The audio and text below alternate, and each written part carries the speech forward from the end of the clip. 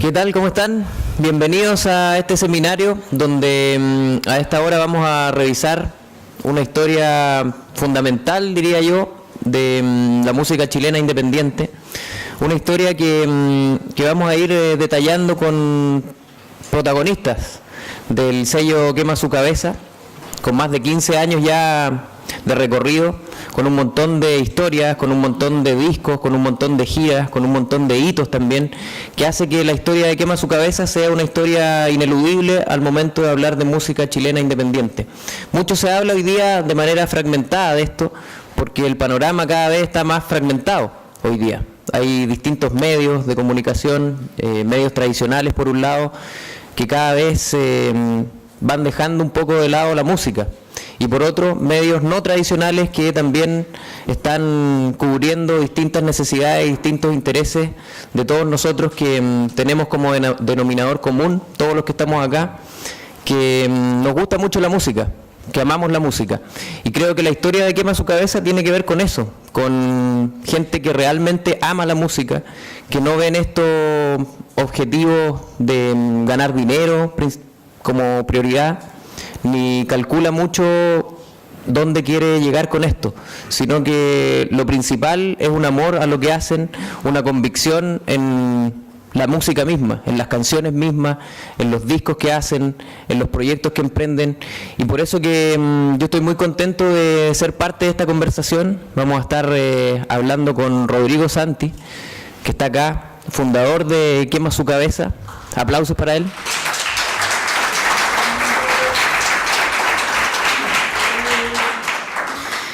Que partió con esto sin darse cuenta cuando estaba en octavo básico en el colegio y se encuentra con un tipo que tenía una polera de un grupo que a él también le gustaba en el Instituto Nacional, y ahí conectaron y empezaron a planear y hacer cosas obviamente relacionadas con la música.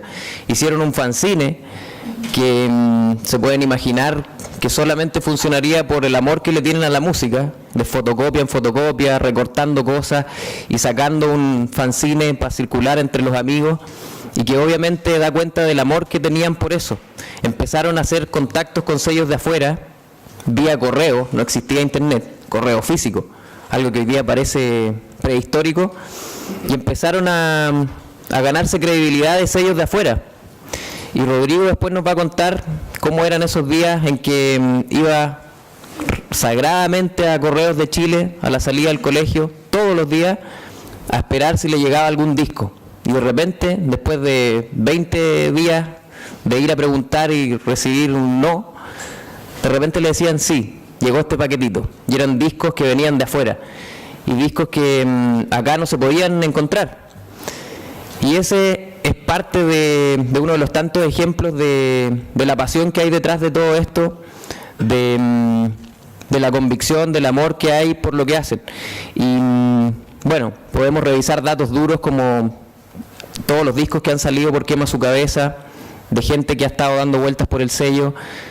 Podemos nombrar a Cristian Jaime, Congelador, que fue el grupo en que dio partida a toda esta historia, Pedro Piedra, Fernando Milagros, Chinoy, Javier Amena, y también, por supuesto, alguien que nos acompaña en esta conversa y que sin duda que es un artista importantísimo, no solo de Quema Su Cabeza, sino de nuestra música chilena independiente, y que está haciendo historia, ¿por qué no decirlo?, para los que vienen detrás. Bienvenido también Daniel Rivero Jepe, un aplauso para él.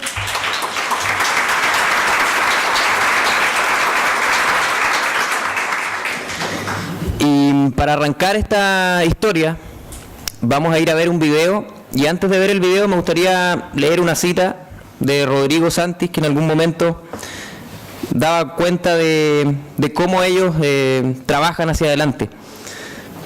No tenemos pretensiones de ser alternativos, nos gusta que nuestra música sea lo más popular posible. Corre video.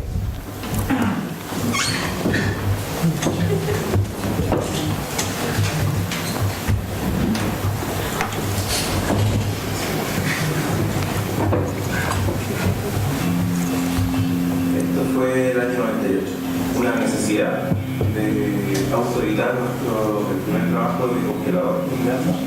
congelador que tenía sello, se acercó a Pan, como que tenía como disco, y él tenía un sello que se llamaba. Como ahí se dieron cuenta de que no hacía falta mucho para tener un sello y como que era mejor manejar las cosas ellos que andar transando con nadie, decidieron ir por los sellos. Como que vimos estas alternativas que nos propusieron y nosotros quisimos aventurarnos en nuestro propio proyecto de sello discográfico. Teníamos como esas ganas como de probar o de cuidar un poco nuestra obra. Un poco de manera autodidacta aprendimos todo la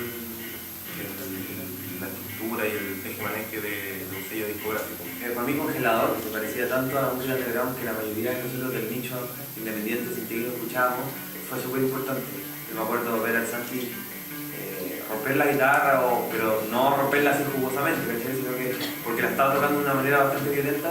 Son cosas que uno nunca olvida y que son antecedentes que simplemente no se olvidan a un fanático de la música como yo.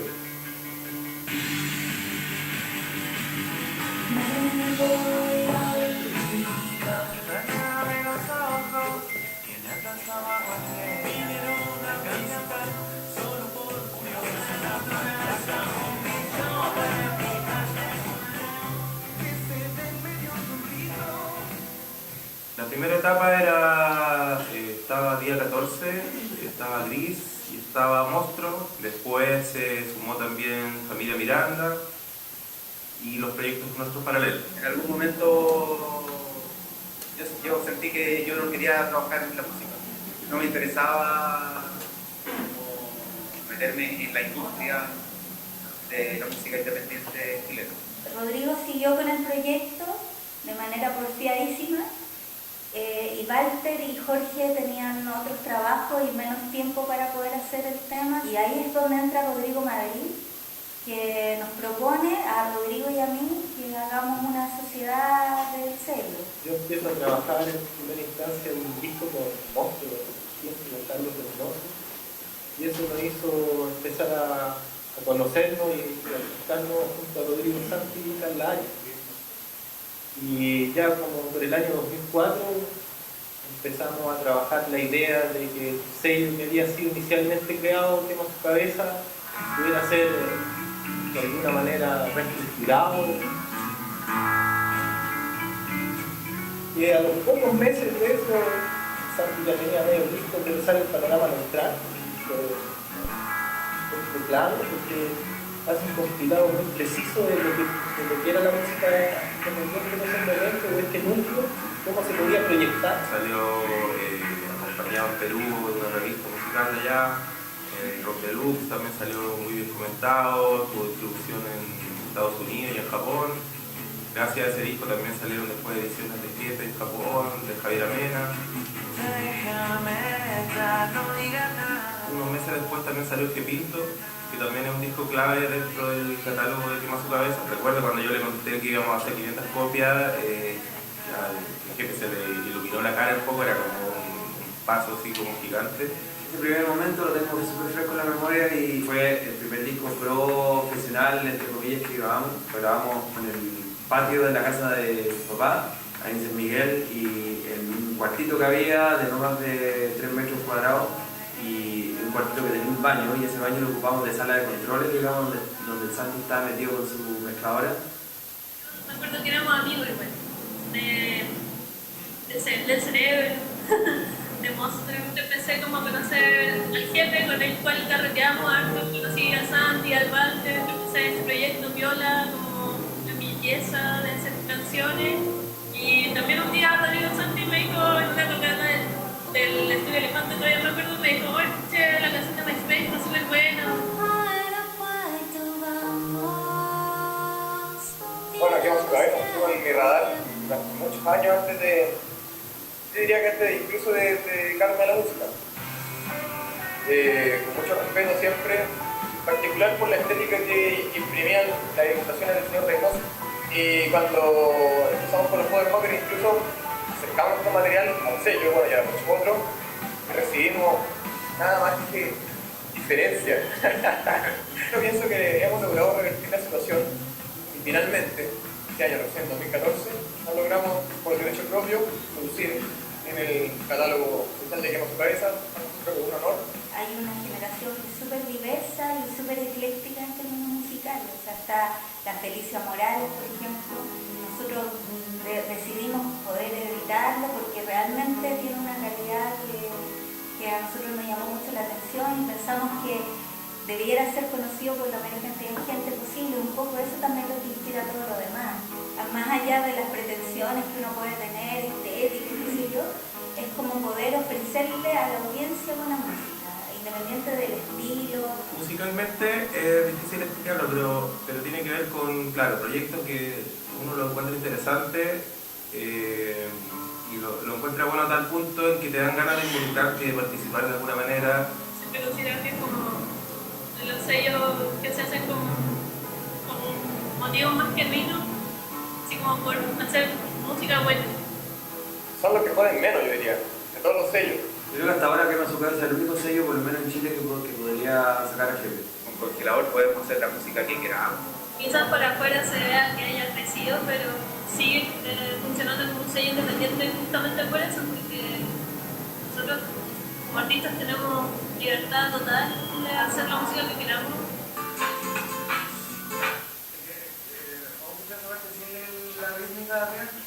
No hay otra plataforma que pueda soportar, digamos, la incertidumbre constante que significa trabajar conmigo, y me incluyo yo en mi mismo trabajo. O sea, para mí grabar disco es una forma de catarsis tan grande que incluye tantas cosas que un sello no me daría la confianza necesaria como lo hace Quema Su Cabeza para hacer este tipo de cosas. Yo creo que donde ellos han sido pioneros, en realidad son dos cosas. Por un lado, publicar discos, ok, siendo súper consistente y persistente. Desde un comienzo pensar en la internacionalización de los proyectos como algo natural y empezar ese circuito en Chile. El neutral, completamente, es un referente que va a ser cada vez más importante. Cuando tú aterrizas las cosas y las sacas del universo abstracto de estar en una página web, a un festival, que puede estar ahí en la Alameda, está ahí llevándole a la gente y diciéndole esto es parte de tu cultura, del lugar donde vives. Es parte de eso. ¿Sí? Porque no hay ninguno que se le haya hecho eso.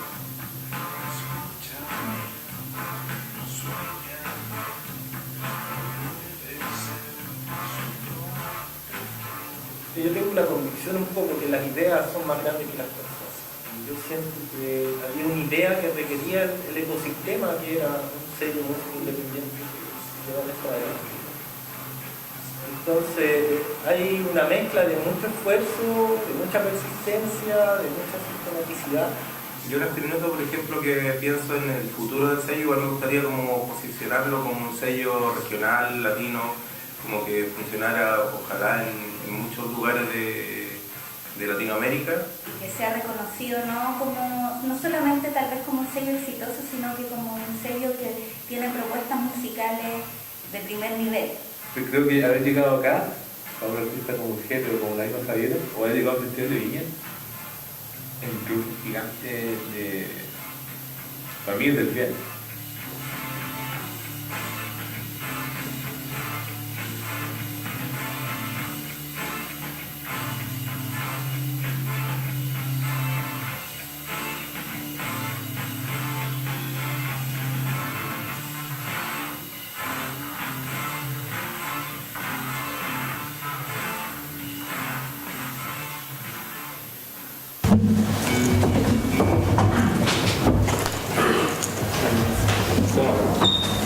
Acérquense, chiquillos.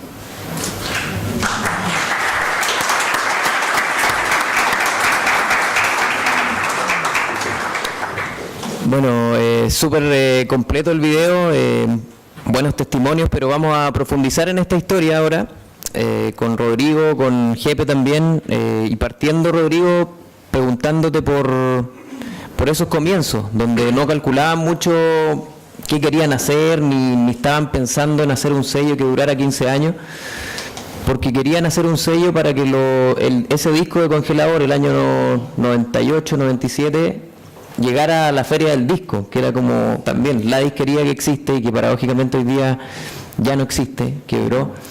Cuéntame un poco de esa motivación, la motivación de esos días por formalizar una idea que también, como decía Jaime, la pudieron concretar, la pudieron bajar y luego llevar adelante por tanto tiempo. Claro, bueno, ahí teníamos 18 años más o menos, éramos súper chicos y teníamos esta fuerza de tocar juntos y de armar esta banda de Congelador, que era como realmente el motor de todo lo que hacíamos en esos días.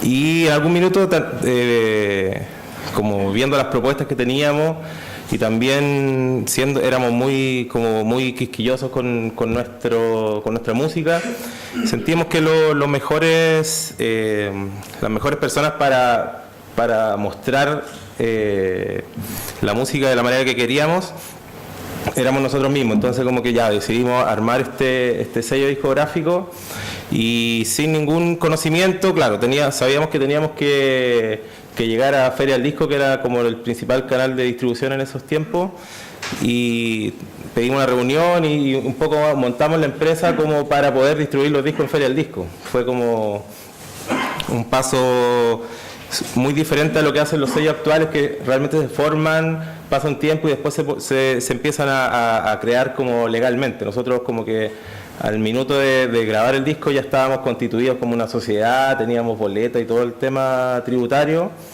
pero era simplemente porque nos dijeron que había que hacerlo así, como que no era un impulso nuestro de empresario ni nada por el estilo. Y esa fue como el origen de esta empresa discográfica. Que finalmente da cuenta de algo súper interesante de compartir también, que es que ustedes como músicos también tenían que pasar por notarías, pasar por todos esos trámites para que esto ocurriera, para que esto fuera un sello efectivamente y para que ese disco pudiera estar en la Feria del Disco y pudiera todo esto existir formalmente, que lleva una gestión, una burocracia quizás también detrás. Claro, era una burocracia para nosotros gigante, pero a la vez también era bien ficticia para lo que estábamos realmente haciendo. Nosotros teníamos impuestos internos, como que tenías que tener una dirección física, y tuvimos que transformar una de las piezas de nuestra casa que vivíamos con nuestros papás, que éramos Jorge, mi hermano y yo, llevábamos el sello, y transformarla en una oficina para el día que nos visitaba el inspector, el fiscalizador. ¿Y fue alguna vez? Fue alguna vez y nada, la pieza de Jorge fue una oficina por un día, el resto del día ya se desordenó todo. Y nada, hacíamos el trabajo muy artesanal, pero siguiendo un poco estos pasos que yo creo que fueron clave un poco para poder tener una buena distribución. Yo creo que si hubiéramos seguido quizás nuestro instinto de solo hacerlo de manera autodidacta, quizás no hubiéramos demorado mucho más en conseguir que los discos estuvieran en las tiendas. Alguna vez, Rodrigo, conversábamos y me decías que más allá de toda la gestión, más allá de todo el talento que ustedes también han reunido en el sello, que también obviamente es importante, como la clave ha sido la insistencia, para permanecer, para ponerle trabajo, cuando muchos dirían quizás, no sé, llevamos tanto tiempo, dejémoslo hasta acá, pero hay que seguir trabajando, como que eso ha sido el motor de Quema Su Cabeza, y en algún momento lo identificaste como una de las claves. ¿Qué tan importante ha sido eso de insistir, de perseverar para adelante para que sigamos hablando al día de hoy de Quema Su Cabeza? Yo creo que ha sido fundamental. En realidad, eso lo puedo contestar ahora que ya han pasado 16 años y claramente que ese tema de insistir en algo que uno cree está muy comprobado ya después de 16 años, como que empiezan a verse los frutos de todo un trabajo de mucho tiempo atrás.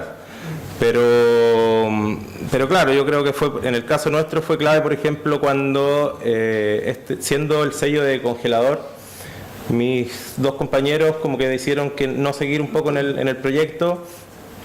Yo sentía que era algo interesante y también que era algo en lo que a mí me interesaba gastar mi tiempo. Entonces, tiene que ver un poco con eso. Yo creo que la insistencia ha sido muy importante, pero como tiene que ver mucho con la convicción de creer en algo y también de una forma de vida también, yo creo yo. Como que En algún minuto tampoco yo estaba interesado en un trabajo tradicional, le dedicaba mucha hora a esto y como que también algo me hizo como un clic que ya voy a... Todas estas horas que le dedico al sello como de manera casi pagada solo por el hecho de editar discos, como que en algún minuto había que armar una empresa sustentable. Entonces, como de a poco yo creo que fueron dándose como ciertos guiños para como ir tomando el camino que hicimos hasta ahora. Dani, me gustaría como que contaran cómo conectan ustedes, en qué momento se conocen, cómo empiezan a acercarse y se ponen a trabajar finalmente desde tus comienzos, desde tu primer disco editado por Quema Su Cabeza hasta el último. Bueno,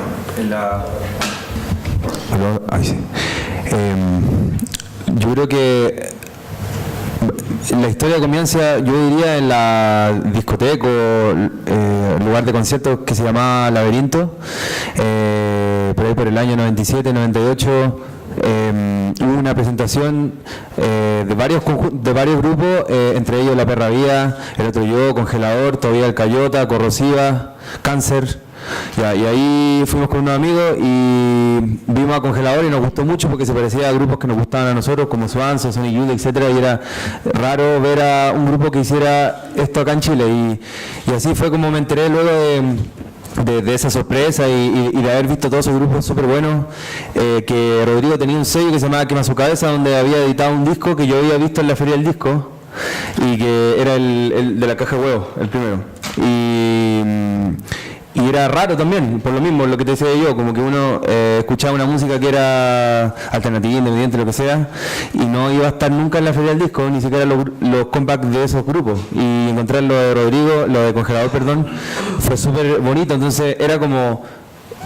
esta persona que hace música independiente se la juega, lo hace súper bien y por supuesto que además de hacer esa música tiene gestión, y esa gestión es la que yo necesito, ya que capacidad yo de hacer discos ya la había probado y la verdad que no había sido tan buena, pero sirvió como primer intento, que a lo que me refiero con Jacobino Disco, que era un sello que formamos con un montón de amigos, donde cada uno hizo sus discos, lo produjimos todo en la casa de un amigo en un PC que apenas funcionaba, pero que fueron lindas grabaciones, y que hicimos copias en la casa, y bueno, y yo al intentar hacerlo salió pésimo, los compacts quedaron mal hechos, qué sé yo, pero como por eso digo, como primer intento, frustrado por lo demás, fue lindo, por lo demás necesitaba ayuda de aquí de alguien que tuviese una capacidad mayor de primero hacer copias, producirlo, hacer un plan, digamos, entre comillas, de promoción, y así fue como me intenté acercar a Santi, lo cual no fue muy difícil,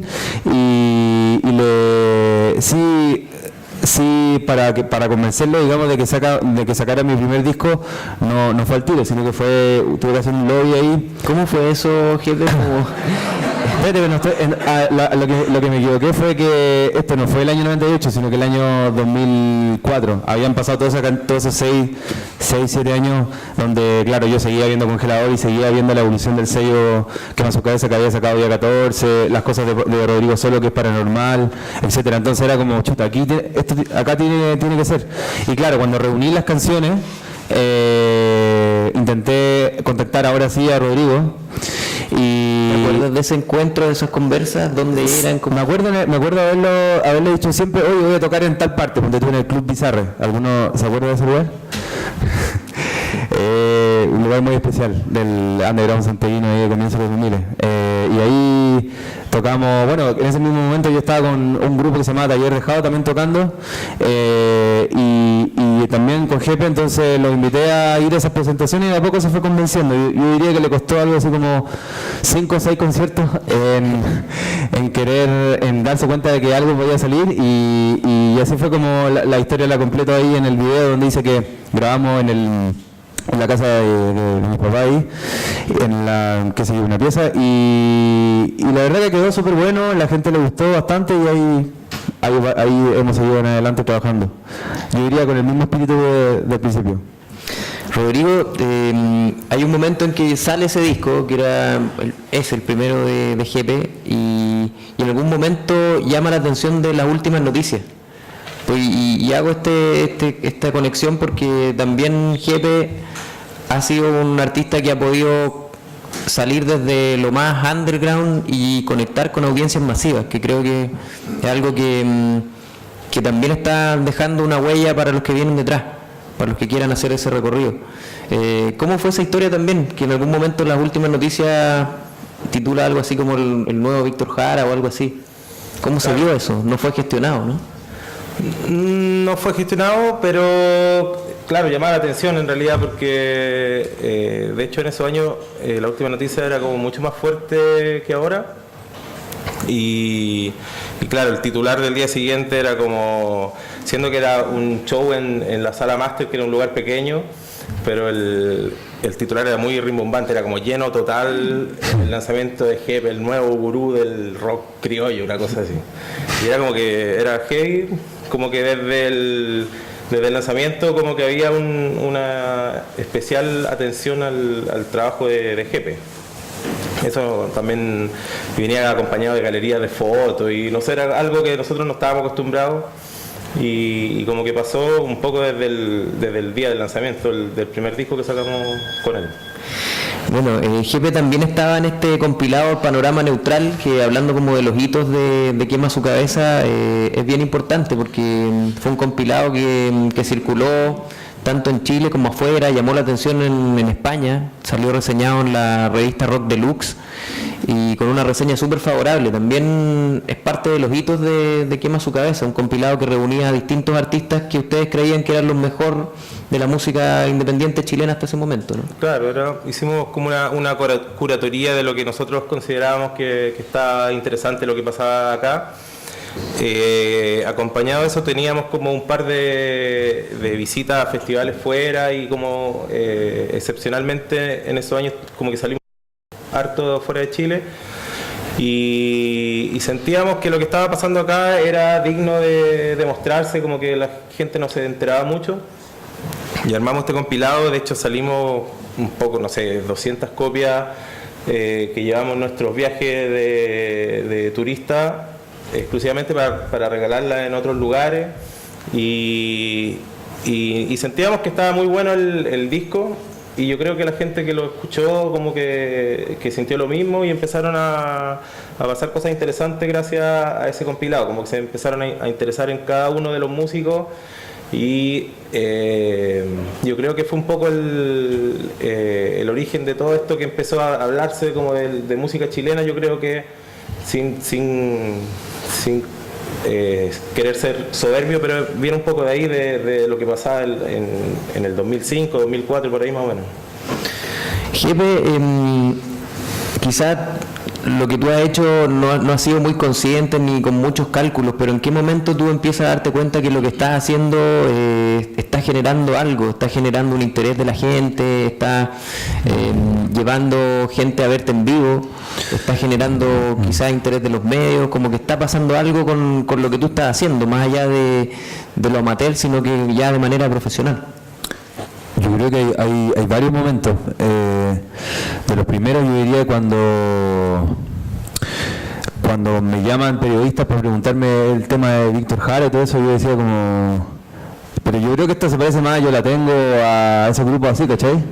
Pero claro, como a entender el mundo de los periodistas, eso me costó muchísimo. Y cuando ese mundo ajeno, del cual vengo recién a darme cuenta cuál es el modo operandi que tienen, empezó a caerme encima, porque así lo sentí yo, como a, ¿por qué esto? ¿Por qué esto? ¿Por Víctor Jara? ¿Por qué? Así, ¿por qué? ¿Cachai? Ese tipo de cosas era como, ahí yo sentí que había que hacerse cargo de eso y ya no era un juego. Yo creo que ese fue un primer momento. Un segundo momento es cuando gané un poco de plata. Y un tercer momento cuando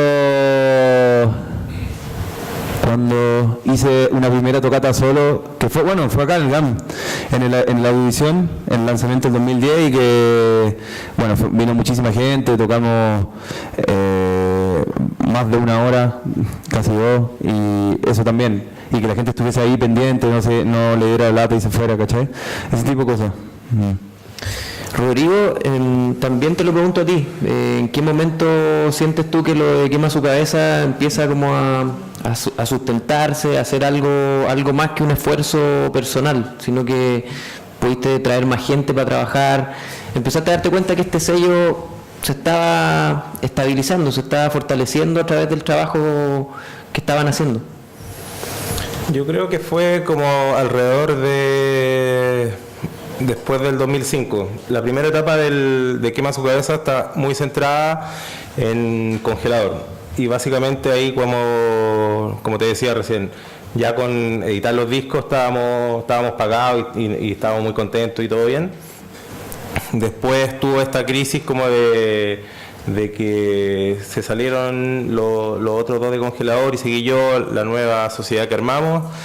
Y toda esta reestructuración como que hizo un poco temblar lo que estábamos haciendo, pero ya con lo del Panorama Neutral, lo de G. Pinto y lo del esquema juvenil de Javier Amena, como que nos hizo un poco darnos cuenta de que estaba bien lo que estábamos haciendo, o por lo menos no estaba dando frutos, y era un poco lo que queríamos hacer, yo en particular. Entonces yo creo que fue como el 2007 en adelante, aparte que es clave también que ese año hicimos una gira por México y Buenos Aires como en colectivo, fue Monstruo, fue Jepe y fue Javier Amena. ¿Cómo lograron eso, Rodrigo? Fue un proyecto que armamos, había un mexicano como que era parte de la industria independiente de México, que vino a vivir a Chile a hacer unos cursos de intercambio, creo, y nos conocimos, le gustaba un poco lo que hacíamos con Quema su cabeza, y con él, que se llama Mario Villagrán, empezamos a armar un poco esta idea de ir a México. Él lo tenía mucho más claro para que nosotros, nos decía, ya van este año, el próximo año van al Viva Latino, y así tenía como todo la carta GAN en su mente, y nada, confiamos un poco en lo que creía él, y armamos un proyecto. Tuvimos la suerte de ganarnos como un fondo del DIRAC que nos pagó los pasajes, y armamos esta gira por diferentes ciudades de México y Argentina, y tuvimos muy buena recepción de los mexicanos especialmente. Bueno, en Argentina no fue muy bien, pero era muy llamativo.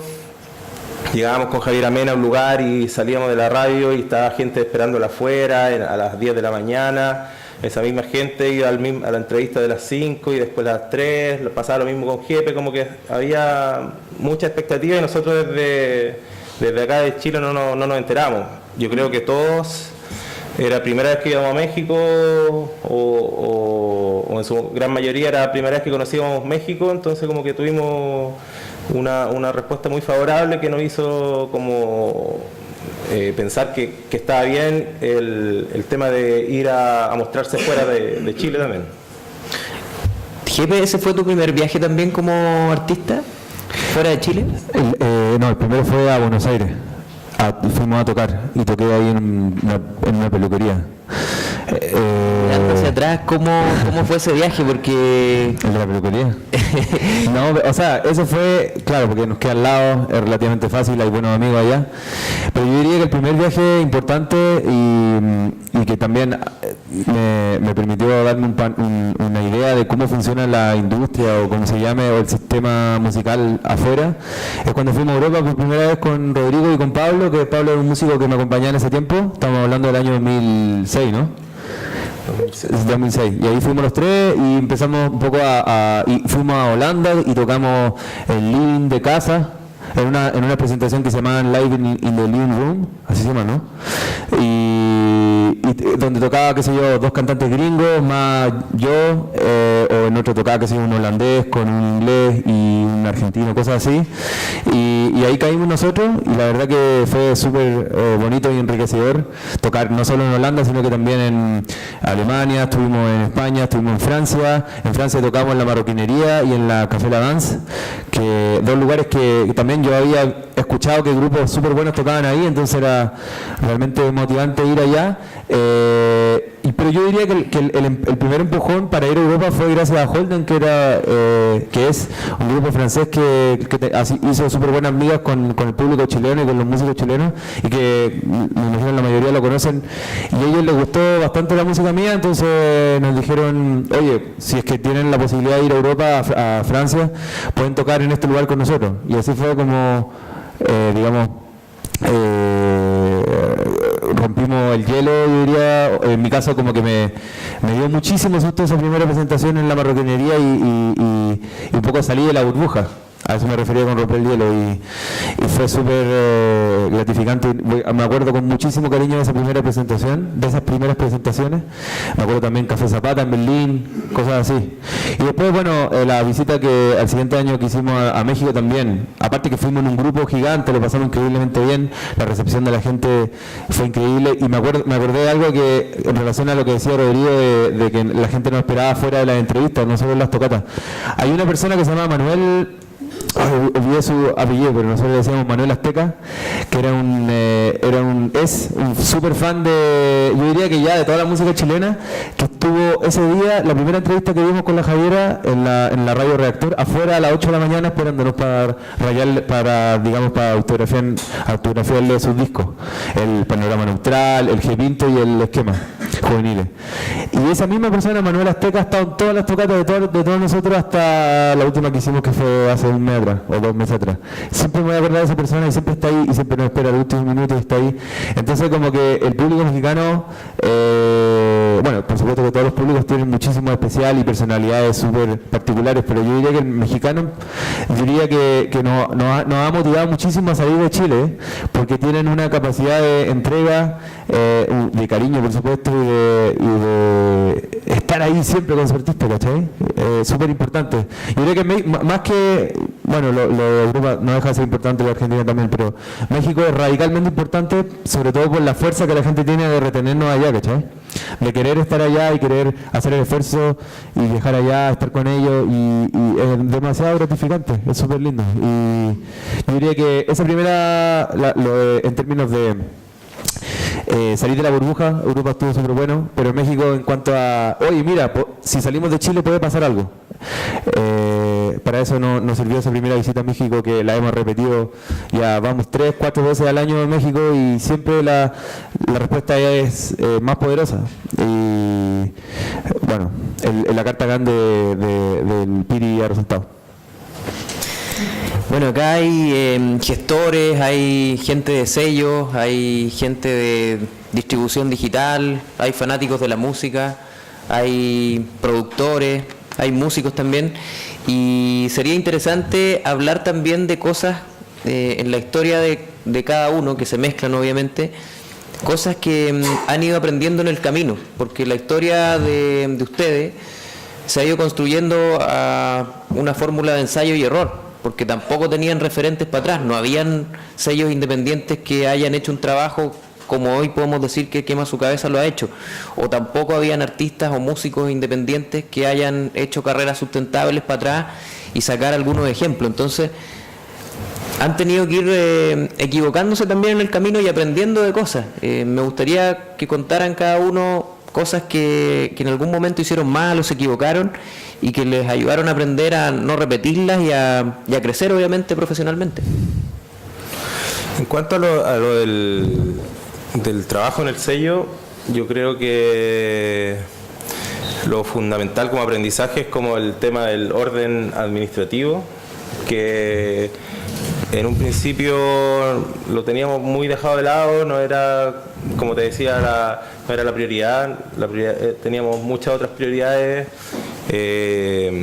pero cuando empezamos a darnos cuenta de que esto nos estaba limitando mucho, empezamos a cambiar ese orden de prioridades y también empezamos a fijarnos mucho en que esto pudiera generar recursos para poder seguir trabajando en esto. Yo creo que, no sé por qué, pero nos demoramos mucho en darnos cuenta de eso en particular. Yo creo que bueno, tiene mucho que ver con el tema del amor al arte, o de darse así como de hacer las cosas como con tanto gusto, que al final quizás no te preocupas de otras cosas que son muy importantes.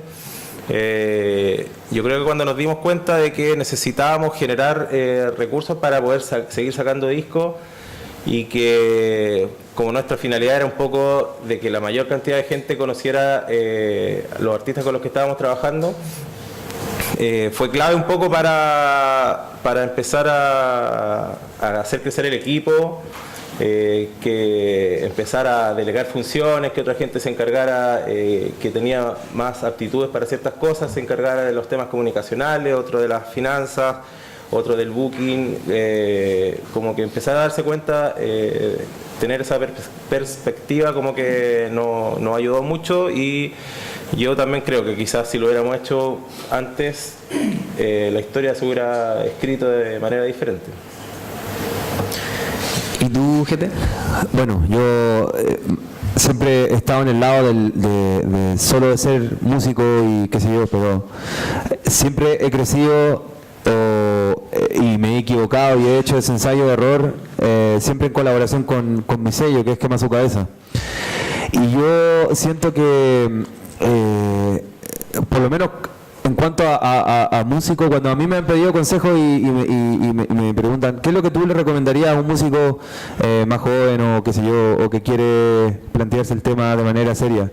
Yo diría que se lo tome de la manera menos seria posible. Esa es la receta. Yo creo que hay que, por lo menos en lo personal, digo que hay que tocar en todos lados sin pensárselo, en la plaza de la esquina, en el hospital, no sé. Yo creo que he tocado, realmente puedo decir que he tocado en todo tipo de situaciones, en la noche, en la mañana, en la madrugada, en el hospital, en la plaza, en la casa de no sé quién, en el living de un holandés, en el baño de alguien. Ese tipo de cosas son lo mejor que hay que hacer, porque hacen que uno se ponga menos exigente.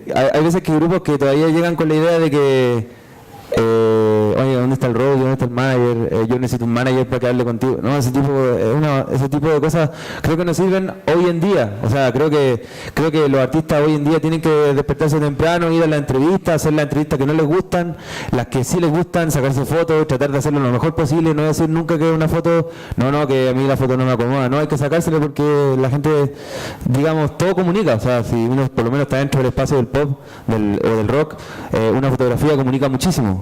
Entonces todo ese tipo de cosas hay que bancárselas y hay que tratar de hacerlo lo mejor posible y tratar de, por supuesto, de encontrarle un enfoque personal a todo eso. O sea, yo sé ya después de muchos años que las fotos me gusta hacerlas de determinada manera, que no es una cosa tan exigente, sino que porfa, sácame fotos si pon esta música. Ese tipo de exigencias que son relativamente simples.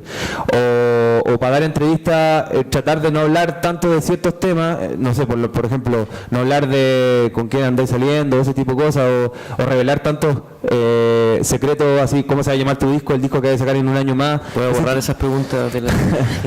Claro, ese tipo de cosas hay que omitirlas, porque o hay que soltarla de vez en cuando, o lo más entretenido de todo, que se arme un mito al respecto. Ese tipo de tonteras que se van generando igual son, digamos, no sé si enriquecen, pero por lo menos dan de hablar y el lenguaje pupa, así es. Pero en el fondo yo diría cuando para hacer un grupo, para tener un sello, me imagino que hay que tocar en todos lados, sacar todo tipo de discos, grabar de todas las maneras. O sea, yo he grabado también de todas las maneras, en el peor computador que existe, o que existía por lo menos en ese tiempo, sin yo haberme esforzado mucho tampoco por conseguirme un buen micrófono y nada, y la semana pasada, o hace 2 semanas atrás, grabé en el mejor estudio que existe, que es el Estudio del Sur, ¿cachai? Entonces, y eso lo hemos hecho también probando de que cómo quiero yo que suene. O sea, yo sé que Jepe en un minuto era como independiente y tiene un sonido más alternativo, qué sé yo, ya, explotamos esa parte, pero después de eso me dieron ganas de hacer otras cosas que sin salir de esa raíz independiente o esa raíz, digamos, de música más alternativa o como se llame ahora, quería grabarla de la mejor manera, y como citaste tú el Santi ahí,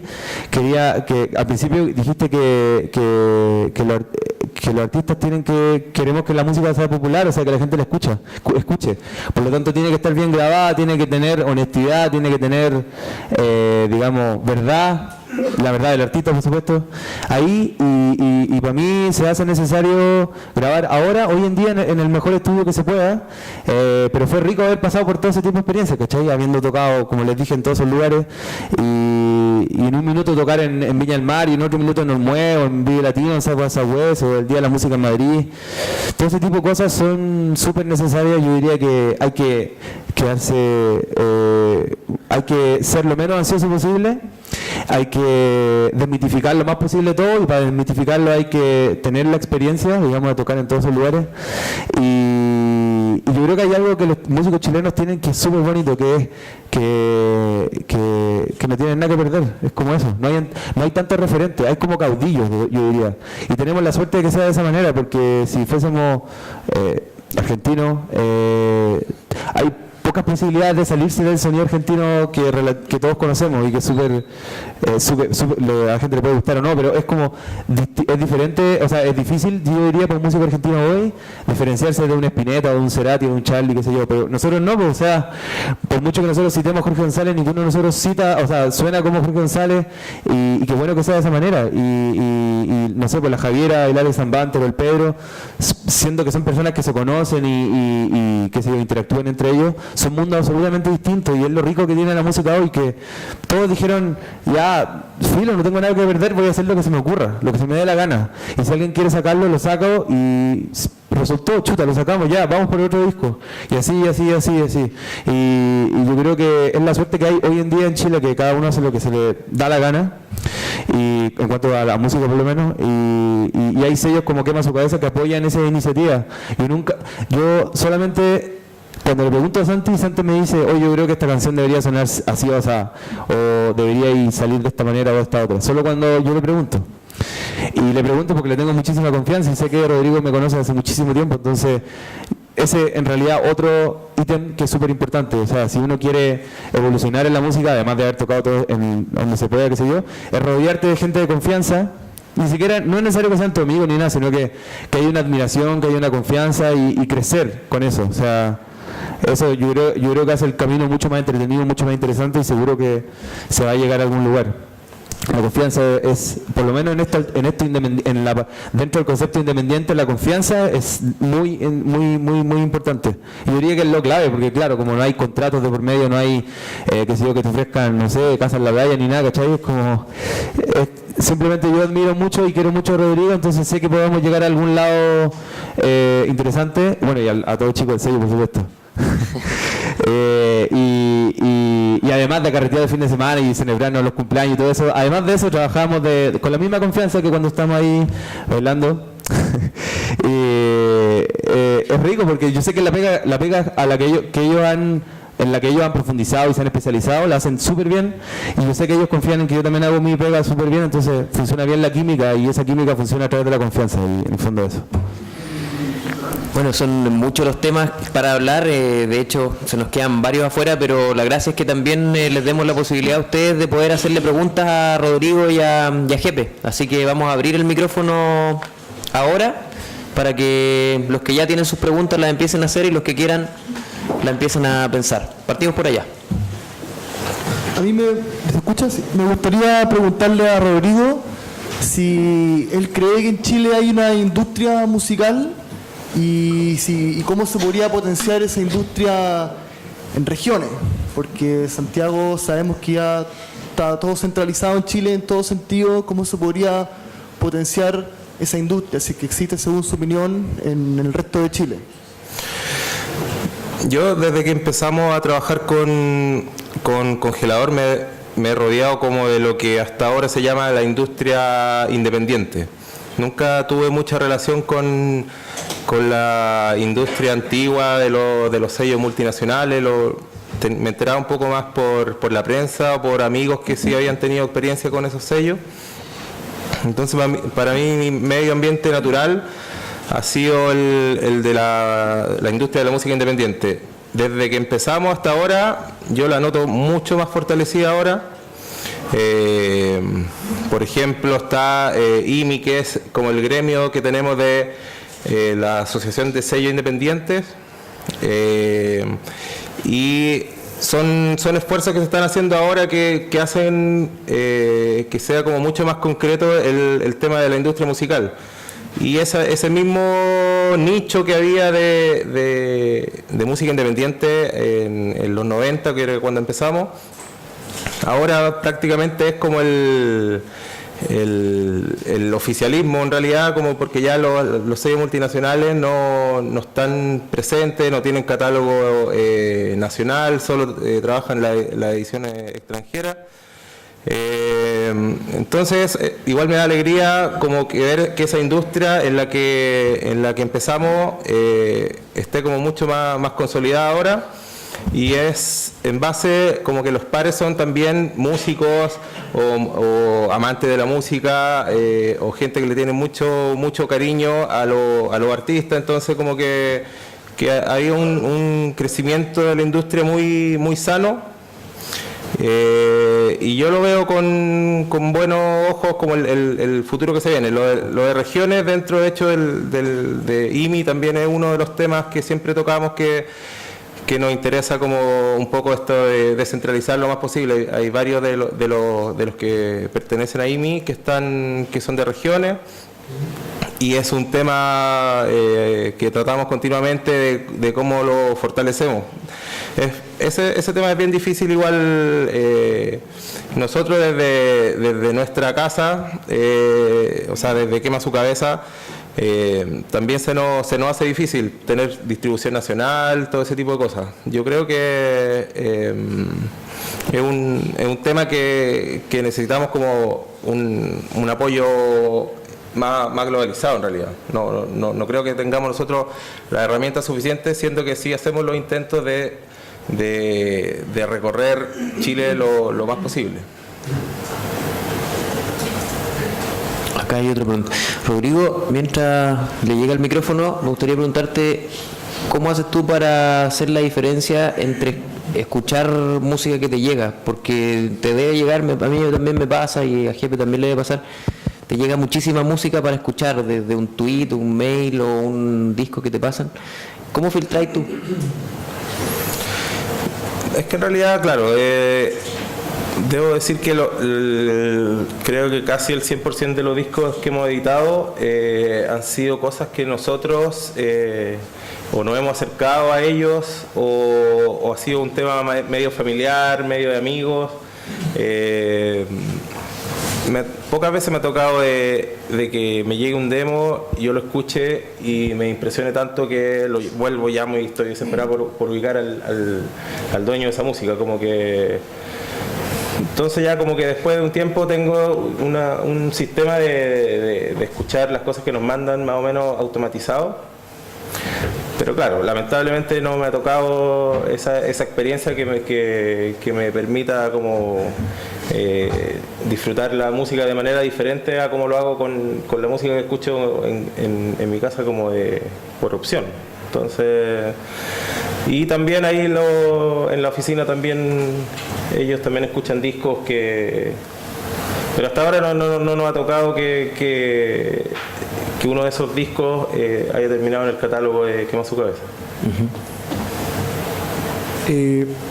Primero, agradecer la posibilidad de estar acá.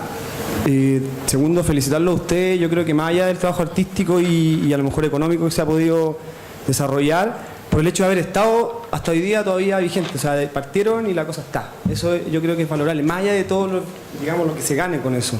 Es súper difícil mantenerse. Y mi pregunta apuntaba más o menos a ese tema. Creo que todos los artistas en general tenemos la idea de que nuestro trabajo de cierta manera ya se ve retribuido solo por el hecho de haberlo mostrado o por el hecho de haberlo creado, digamos, ni siquiera haber salido de la pieza de donde uno se crea la obra. Pero también estamos acá, creo, y se creó esta instancia porque hay otro lado que es el más complejo y que es, de cierta manera muchos no pretendemos hacernos ricos con esto, pero sí queremos dejar de trabajar en una oficina, sí queremos dejar de estar vendiendo cosas en una tienda y queremos dedicarnos a la música 100%, y para eso lamentablemente hay que generar lucas. Entonces, yo quería preguntarle a ustedes, ¿cómo es la figura actual, o si tienen una figura para ciertos artistas, dependiendo de la calidad o de la, digamos, de lo conocido que sean, en general, cómo es la figura que ustedes tienen de financiar estos trabajos? O sea, cómo se financian, cómo logran desarrollar, no sé, las giras, los eventos, las tocatas, los discos, cómo graban los discos, son estudios de ustedes o trabajan con otro estudio, pero cómo llegan a financiar eso, o sea, cómo un artista puede vivir, digamos, vivir su vida sin tener que hacer otra cosa que no sea música, en el caso de trabajar con ustedes, con Quema Su Cabeza? Bueno, con el tiempo ya uno va aprendiendo ciertas cosas o teniendo cierto olfato también, como en el tema económico. O sea, hay ciertos tipos de música que a mí en lo particular me gustan mucho, que son como más experimentales o muy de nicho, que uno sabe un poco que es difícil que sean sustentables si uno invierte mucho dinero en eso, por ejemplo. Entonces yo creo que una de las labores del sello y de la gente que lleva las finanzas en el sello es un poco darse cuenta que es lo que uno puede llegar a recoger o cómo eso se va a autosustentar. Entonces tiene que ver con eso los presupuestos también que uno va gastando en eso. En el caso, por ejemplo, de mi banda Congelador, que es como bien instrumental o de repente media experimental, manejamos presupuestos diferentes a Jepe, por ejemplo, que es mucho más popular y que tiene mayor fuentes de financiamiento. Yo creo que lo clave es eso, como de partida tener claro lo que uno puede llegar a alcanzar con los proyectos con los que uno está trabajando, que cada uno es bien particular, muy diferente al otro. Y nosotros en general tenemos ese modelo como autogestionado y que también tenemos que ver con los conciertos de las bandas con las que trabaja, a las bandas que le editamos discos, casi todo también le vendemos conciertos. Y ese es como yo creo que la principal fuente de ingreso para estos proyectos, como que de los shows en vivo.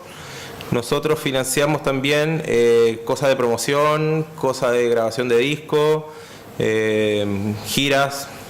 Yo creo que hasta ahora es como el pilar del financiamiento en Quema Su Cabeza viene de Armónica, que es como en la agencia de booking que tenemos, y de ahí como que salen los recursos. ¿Más preguntas?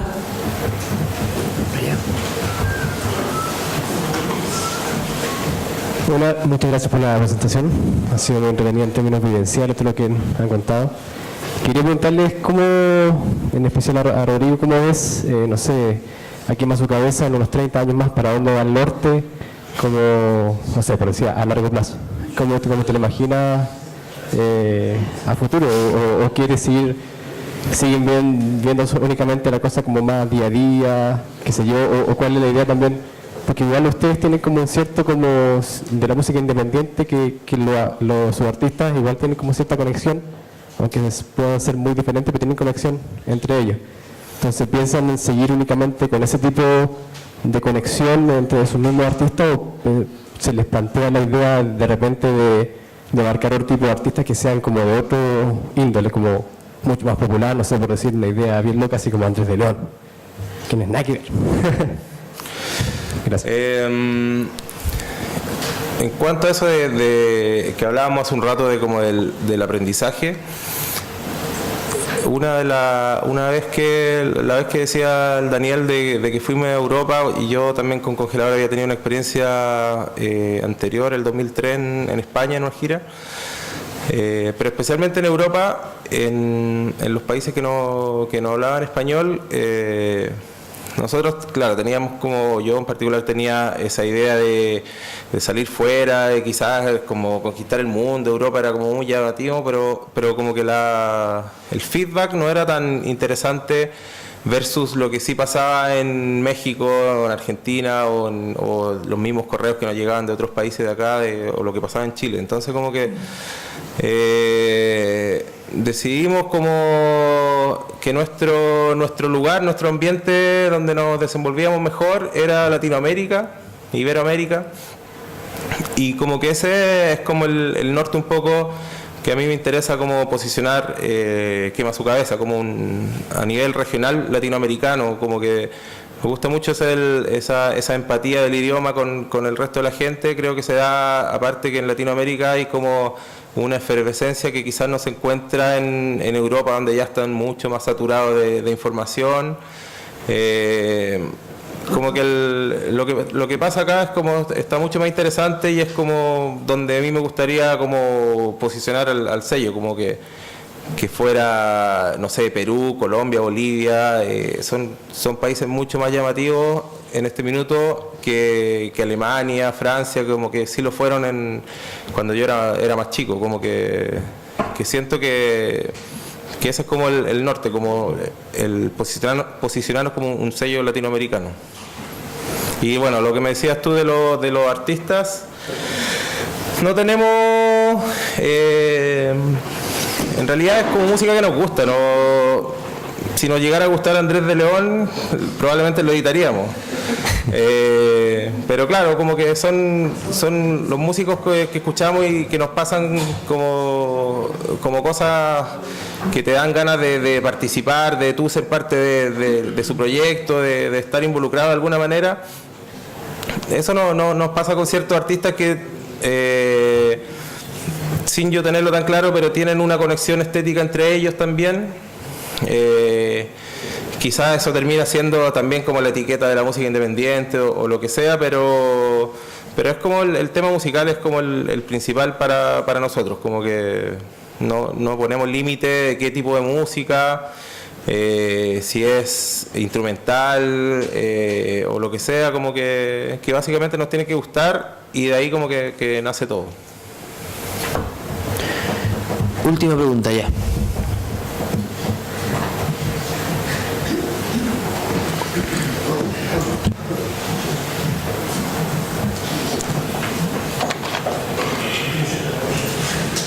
Me siento. Bueno, gracias a Rodrigo y a Daniel por la oportunidad de estar acá y escuchar la historia. Mi pregunta es para Daniel, quizás un poco escuchando los primeros discos y como todos deben sentirlo también, mi pregunta es, ¿qué cosa gatilló un poco en ti el hecho de, entre comillas, simplificar tu composición o quizá el tema de las letras, haciendo un cambio muy radical en tu primera etapa y en tu segunda etapa, que es quizá un poco más, o sea, es más popular, digamos así? Tú mismo nombraste que tu primera etapa era un poco quizá ligado a banda un poco más alternativa y ahora directamente a algo más popular. ¿Qué gatilló en ti ese cambio tan radical que en muchos artistas se da disco tras disco también incluso, pero aquí se nota como un corte, digamos? Yo creo que la ganas de, o sea, yo me acuerdo el primer motor, digamos, creativo que tuve, o las ganas de tocar en vivo, siempre eran como, bueno, independiente de la calidad, no de la calidad, pero sí, independiente de la música que yo haya estado haciendo en cualquier momento, digamos, ya sea en el 2000 con el Taller de Jao, 2004 con Jepe, etcétera, etcétera, siempre quiero que esa música la escuche la mayor cantidad de gente posible, y yo creo que esa idea la he seguido manteniendo, y en paralelo yo creo que Quema Su Cabeza también tiene esa idea, entonces siempre me apoyaron. Entonces, claro, si uno tiene la idea, quiero que esta música la escuche la mayor cantidad de gente posible, y va pasando el tiempo, entonces empezáis a probar ideas y decir, de pronto, esta música que estoy haciendo no me acomoda tanto, y como no me acomoda tanto, la gente tampoco la entiende de la manera en que yo quiero que la entienda. Entonces uno empieza como a trabajar el oficio, digamos, a entender su oficio de compositor, de músico, etcétera, y ya sea haciendo canciones, haciendo discos, tocando en vivo, y la verdad que llegué a la conclusión de manera súper natural de que la manera más simple o más potente que la gente me entienda y que la gente le guste y que yo me sienta bien con eso es sintetizarlo todo, y yo creo que entender que hacer cosas simples es un trabajo largo y que necesita de mucha experiencia para darse cuenta que eso es así, me hizo llegar a no sé, pues, a tener una imagen distinta, a hacer un disco así o asado, cambiar la letra, sintetizar la letra, tratar de que el primer motor creativo de las canciones sea la experiencia propia, pero que eso es generalizarlo, pero que no pierda el alma, ¿cachai?